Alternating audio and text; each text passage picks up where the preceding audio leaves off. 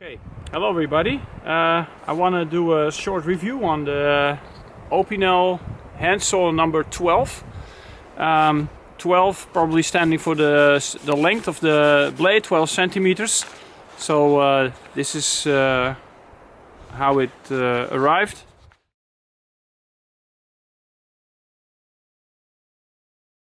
So let's open it up.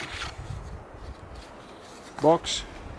And here's the saw. Now it's a really nice big handle. I will get another saw in a minute for comparison. It has of course the locking system and the blade. And one thing I noticed right away, it has no nail nick, of course, but it's kind of hard to open. Alright, so there's the saw blade. And it is stainless steel and it is coated, and the handle apparently is varnished so that it is a little bit water resistant, I guess. So pretty nice. It says that it is for pieces of wood for about 8 centimeters in diameter, but I just want to see if this is a nice backup for your bushcraft knife, because it's really lightweight, and I just want to see how it performs. And to test it, I will just put it next to my Bucko Laplander. Of course, this is a far bigger saw blade, etc, etc. But I just want to see if there is a big difference in the cutting performance all around. Because this is quite a big thing. And this one is a little bit lighter and a little bit smaller, and maybe a nice addition to your bushcraft knife. Alright, so I'm gonna cut some wood just to see how it performs.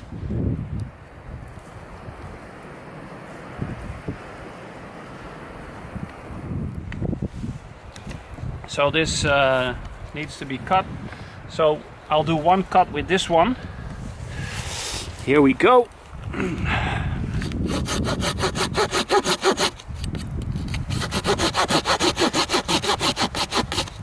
Oh, yeah, the blade is a little bit short.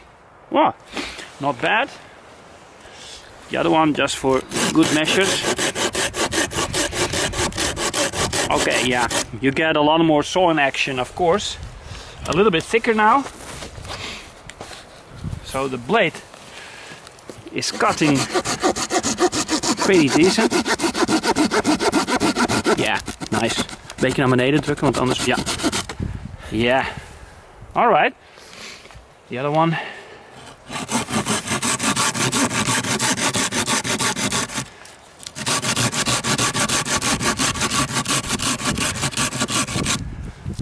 Alright. And another stick. Alright. Well, I'm gonna be doing some more cutting with this. But for now I would say it does cut basically as good as the Laplander, but because of the length of the blade you get a little bit more sawing action. So of course this cut's a little bit more comfortable. But as a bushcraft backup thing for small branches, I think it's pretty decent. Alright. Let's find something else. I need to thin out some trees from the forest because of the snow last winter. You can see that all the trees under the weight of the snow bent over, and some of them are breaking off, and the path was totally covered with falling trees. So we cut down some of them, and we're gonna take them out of the forest to make firewood. But nice opportunity to test out the blade. I wouldn't normally go that thick of a tree with a small saw, but let's just give it a try. It needs to be moved out anyway.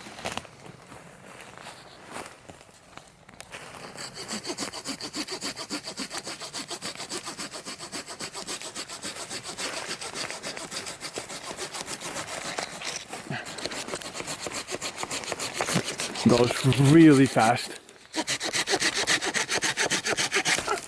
I mean, wow. Okay, so definitely not bad, but I would definitely use it for smaller wood, for you know, like little camp projects. But all right. Okay, so let's go.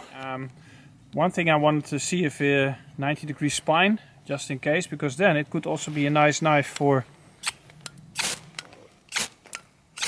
Nice, really nice 90-degree spine. Alright, so that works. We're back in Amsterdam after Sweden, and it got a little bit snowy there as well, so just back in time. The Opinel Nº 12 saw, and I have to say I'm pretty impressed. So let's have a closer look. I put some saw blades on the table, and for comparison, I hope you can see it all clearly, but just as an overview.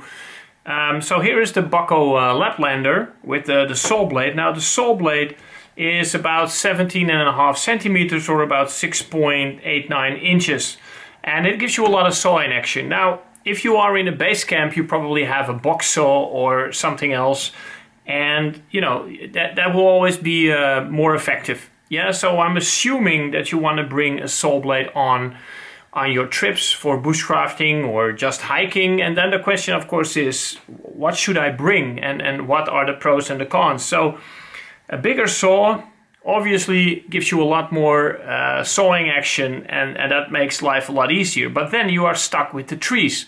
So maybe you have chopped down a piece of tree, maybe I don't know how big, but you can go pretty big with this.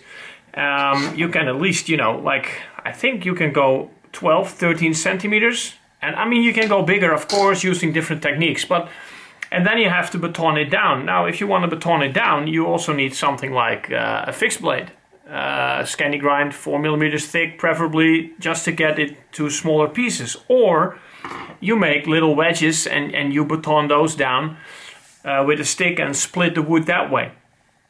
Now if you go a little bit smaller with this Opinel, I think you have somewhat of the best of both worlds or something. I mean, it's small enough to be easy to bring on a trip. It weighs less than the Bucko, and it still has a really decent saw blade with a lot of sawing action. So you really can do a lot of work with that. The handle is still big enough, especially with gloves in the winter. It's still very easy to use. Only downside is the folding mechanism. It doesn't have a nail clip or whatever, so with cold hands, and of course we know from Opinels, the wood, if it gets wet, sometimes this mechanism becomes a little bit tight, and then it's really hard getting the saw blade folded out. But anyway, as it is, it's a really nice option. So I put some information down here. I'll put it in a diagram at the end as well with some specs. Just so for comparison, I also put down here is the Victorinox rucksack. Now the rucksack is also the Forester. This is an old model. And of course here's the Huntsman with a very small blade, of course. And I would say this is for whittling, small projects, figure 4 traps, cooking setups and stuff like that, and you bring a decent bushcraft knife for all your other work.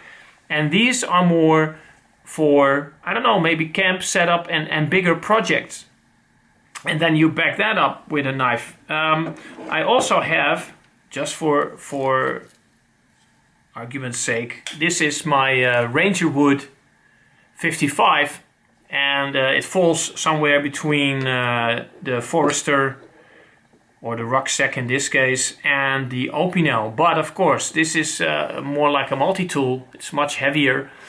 You have a very decent blade, but you don't have a comfortable handle because the steel is protruding. As you can see here, the knife part is just a steel, almost like a liner sticking out. And when you grab that and you're doing the sawing and you really squeeze to get that power going, that really hurts, at least my hands. Yeah. I couldn't use it more than, I don't know, 10 minutes, and then I had to drop it. And I started using other tools instead. Alright, so here you have the overview. I don't know what you're going to use the saw blade for, but maybe this helps you pick whatever you need. And alright, let's go to the specs. And thanks for watching. See you next time.